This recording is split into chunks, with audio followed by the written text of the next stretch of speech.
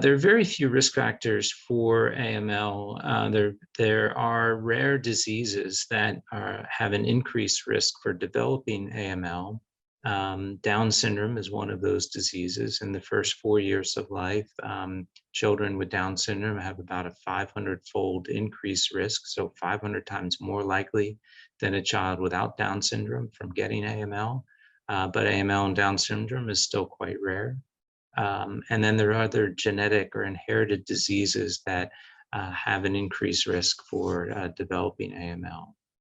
Prior cancer therapy in children can increase the risk for developing AML. Exposure to any therapy, especially chemotherapy and radiation that can damage the DNA, can result in mutations or mistakes inside the blood cells that ultimately cause leukemia. There are very few environmental factors, pregnancy factors, or other exposures that lead to AML in children.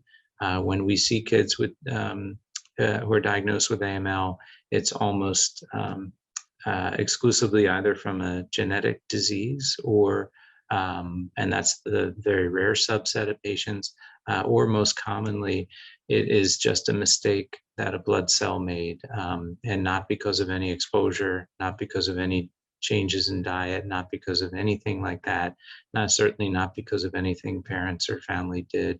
It really is a chance. It really is just extremely bad luck that allows these mutations to occur.